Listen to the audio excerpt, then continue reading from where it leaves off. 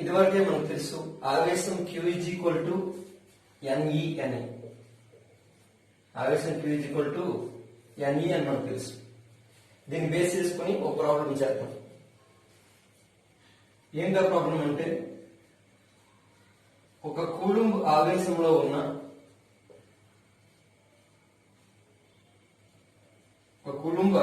ఉన్న ఎలక్ట్రాన్ల సంఖ్య ఎంత?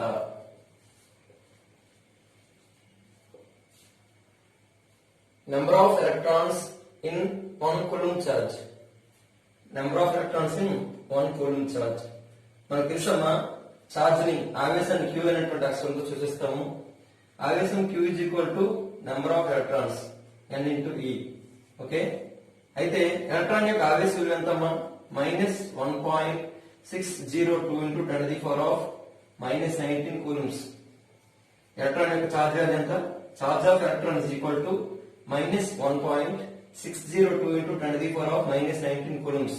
ఇక్కడ మైనస్ అనేది ఎలక్ట్రాన్ కి నెగిటివ్ చార్జ్ ఉంది అనేటువంటి విషయాన్ని తెలియజేస్తుంది అనమాట. రైట్, ప్రాబ్లం విషయానికి వస్తే ఒక కూలుంబ్ ఆవేశంలో ఉన్న ఎలక్ట్రాన్ల సంఖ్య అన్నాడు. సో ఎన్ని ఎలక్ట్రాన్స్ ఉన్నాయని తెలుసుకోవడానికి నెంబర్ ఆఫ్ ఎలక్ట్రాన్స్ అడిగాడు కాబట్టి Q is equal to NE అయినప్పుడు N ఈజ్ ఈక్వల్ టు ఏమవుతుంది? N is equal to Q/E అవుతుంది. N is equal to Q/E అన్నమాట. Q అంటే ఆవేశం, ఆవేశం ప్రమాణం ఏంటి? కూలుంబ్. 1 కూలుంబ్ బై ఎలక్ట్రాన్ యొక్క ఆవేశం ఎంతమ్మా? 1.602 ఇంటూ 10⁻−19 కూలుంబ్స్. ఇక్కడ జస్ట్ మైనస్ అనేది ఎలక్ట్రాన్ నెగిటివ్ చార్జ్ ఉంది అనేటువంటి విషయాన్ని తెలియజేస్తుంది కాబట్టి అక్కడ మైనస్ మనం ఇక్కడ లెక్కలో తీసుకోవాల్సిన అవసరం లేదన్నమాట. 1 కూలుంబ్ పర్ 1.602 ఇంటూ 10⁻−19 కూలుంబ్స్. ఈ కులుంబ్ కి పోయింది అనుకోండి, అప్పుడు ఏం మిగులుతుంది? 1.602 ఇంటూ 10⁻−19 అనేది వస్తుంది. ఇప్పుడు 1/1.6 అంటే ఇవన్నీ నెగ్లిజిబుల్ వాల్యూస్ కాబట్టి 1/1.6 ఇంటూ ఈ 10⁻−19 పైకి వెళ్ళిపోయింది అనుకోండి. 10⁻−19 పైకి వెళ్ళిపోతే 10⁻+19 అవుతుంది. ఇప్పుడు 1/1.6 ఇంటూ 10⁻19 ఈజ్ ఈక్వల్ టు ఏమవుతుంది అంటే, ఇప్పుడు దీన్ని లవంని హారాన్ని 10తో గుణించామనుకోండి. 10తో మల్టిప్లై చేస్తే ఏమవుతుంది?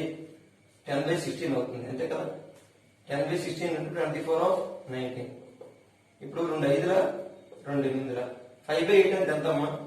8 5 0.8 48 2 0 8 16 4 0 8 0.625 వస్తుంది అనమాట. 5/8 ఈజ్ ఈక్వల్ టు 0.625 ఇంటూ 10⁻19 అనమాట.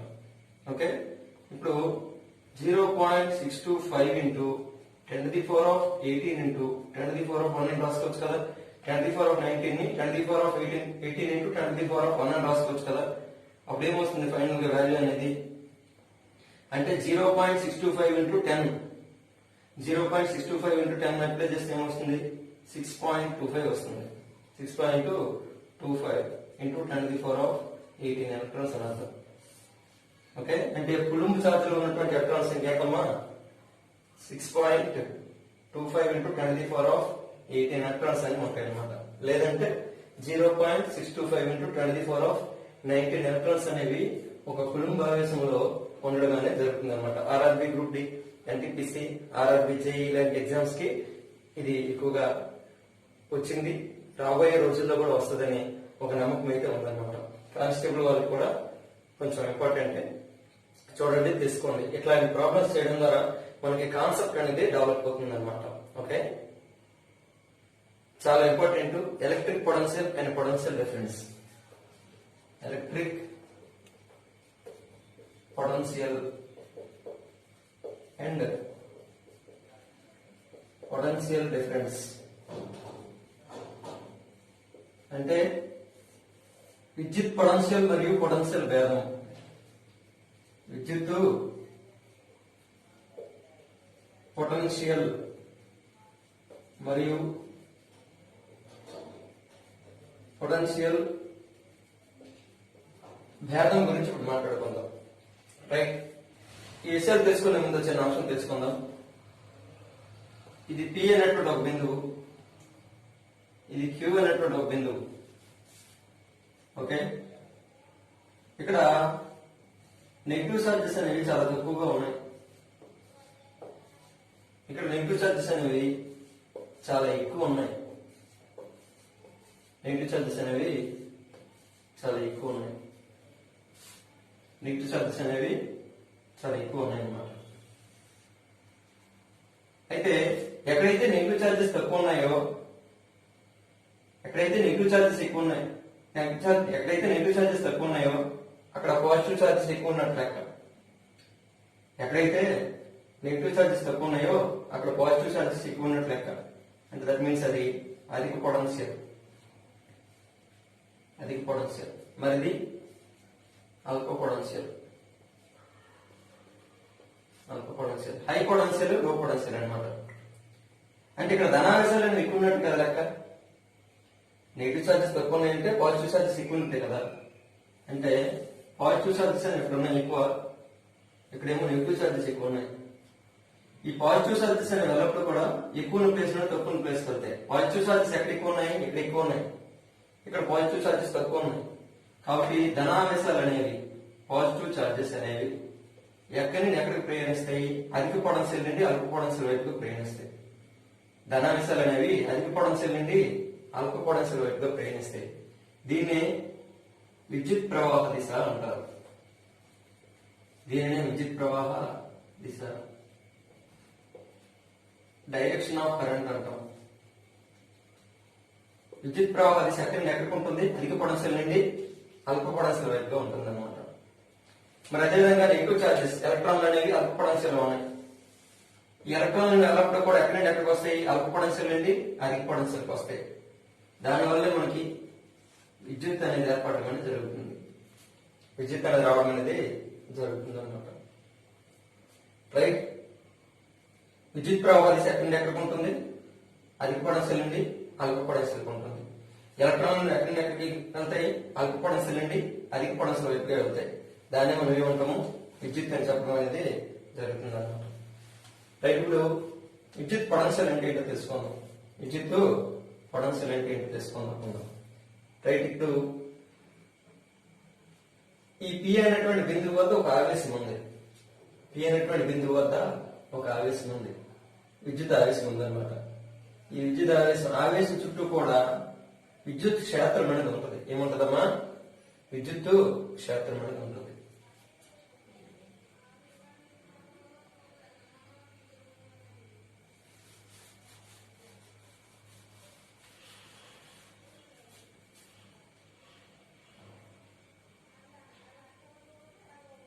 ఇప్పుడు విద్యుత్ పొటెన్షియల్ గురించి తెలుసుకుందాం. P అనేటువంటి ఒక ఆవేశం ఉంది. P అనేటువంటి ఒక ఆవేశం ఉంది. అంటే ఈ బిందువు వద్ద ఒక ఆవేశం ఉంది. ఈ ఆవేశం చుట్టూ కూడా విద్యుత్ క్షేత్రం అనేది ఉంటుందన్నమాట. ఏముంటది? విద్యుత్ క్షేత్రం. మనకు తెలిసి ఒక అయస్కాంతం తీసుకుంటే దాని అట్రాక్టింగ్ బౌండరీ అనేది ఎంత మేరకు విస్తరించి ఉందో దాని యొక్క అయస్కాంత క్షేత్రం అని చెప్తాం. అయస్కాంతం యొక్క ఆకర్షణ పరిధి ఎంత మేరకు విస్తరించి ఉంటే దానినే దాని యొక్క అయస్కాంత క్షేత్రము అంటాం. ఆ విధంగా ఈ ఆవేశానికి కూడా ఒక క్షేత్రం అంటూ ఉంటుంది. దాన్ని మనం ఏమంటామంటే విద్యుత్ క్షేత్రం అని చెప్తాం.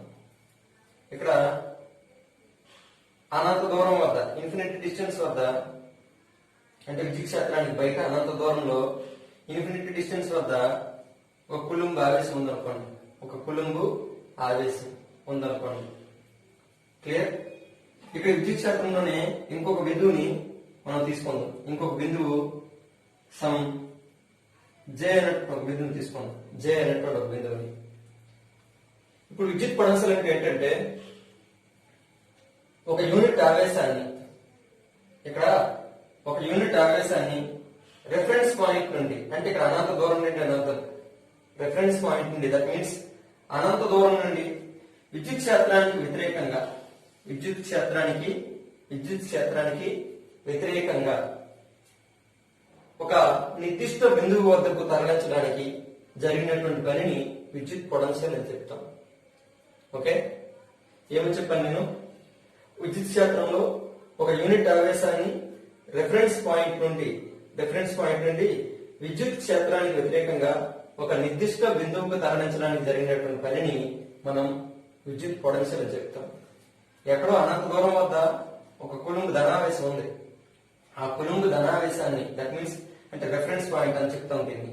ఆ కులుంబు ధనావేశాన్ని అనంత దూరం నుండి విద్యుత్ క్షేత్రానికి వ్యతిరేకంగా ఒక బిందువు, ఒక నిర్దిష్ట బిందువు చేయనటువంటి బిందువుకు తీసుకురావడానికి జరిగినటువంటి పనిని విద్యుత్ పొటెన్షియల్ అని చెప్తాం. ఓకే, విద్యుత్ పొటెన్షియల్ అని చెప్తాం. V ఏమవుతుందమ్మా? V W/Q అని చెప్తాం. విద్యుత్ పొటెన్షియల్ ప్రమాణం వోల్ట్ అన్నమాట. V అంటే ఏంటి? వోల్ట్. విద్యుత్ పొటెన్షియల్ ప్రమాణం ఏంటి? వోల్ట్ అని చెప్తాం. వోల్ట్ ఏంటి? ఈ ఆవేశాన్ని, ఒక అనంత దూరం వద్ద ఉన్నటువంటి ధనావేశాన్ని, యూనిట్ ధనావేశాన్ని విద్యుత్ క్షేత్రానికి వ్యతిరేకంగా ఒక బిందువు వద్దకు తీసుకురావడం జరిగిన పని అని చెప్పాను కదా. కాబట్టి Q ఆవేశం, W అంటే పని. V ఏమవుతుంది? W/Q. W ప్రమాణం ఏది? SI ప్రమాణం, జౌల్. ఆవేశానికి ప్రమాణము కూలుంబు. అంటే జౌల్ పర్ కూలుంబు అనేది దేనికి ఈక్వల్ అయితే? వోల్ట్ కి ఈక్వల్ అన్నమాట. వోల్ట్ కి ఈక్వల్. ఇది విద్యుత్ పొటెన్షియల్. మరి పొటెన్షియల్ భేదం అంటే ఏంటి? పొటెన్షియల్ భేదం అంటే ఏంటి అంటే, ఇప్పుడు విద్యుత్ పొటెన్షియల్ అంటే ఎక్కడో రిఫరెన్స్ పాయింట్ అనేది బయట ఉంటుంది. ఎక్కడో అనంత దూరం నుండి ఒక కులుంబు ఆవేశాన్ని విద్యుత్ క్షేత్రంలోకి ఏదైనా ఒక నిర్దిష్ట బిందువు వద్దకు తీసుకురావడానికి జరిగిన పని. కానీ విద్యుత్ ఇక్కడ పొటెన్షియల్ భేదం అంటే ఏంటంటే, విద్యుత్ క్షేత్రంలోనే ఒక బిందువు నుండి ఇంకో బిందువు, విద్యుత్ క్షేత్రంలోనే ఒక బిందువు నుండి ఇంకొక బిందువుకు ఆవేశాన్ని తరలించడానికి జరిగిన పనిని పొటెన్షియల్ భేదమైన సూచించడం జరుగుతుంది అనమాట. విద్యుత్ క్షేత్రంలోనే ఒక బిందువు నుండి ఇంకొక బిందువుకు ఆవేశాన్ని తరలించడానికి జరిగిన పనిని పొటెన్షియల్ భేదాన్ని సూచిస్తుంది. ఈ పొటెన్షియల్ భేదానికి కూడా ప్రమాణం ఏదంటే వోల్టే. పొటెన్షియల్ భేదానికి కూడా ప్రమాణం ఏదమ్మా? వోల్ట్ అనమాట. విద్యుత్ పొటెన్షియల్ మరియు పొటెన్షియల్ భేదం రెండింటికి ప్రమాణం వోల్ట్ అనమాట. క్లియర్? అయితే మన India domestic electric current supplied at 220 volts. In India, domestic electric current supplied at 220 volts. Here AC frequency 50 Hz. Here AC frequency 50 Hz.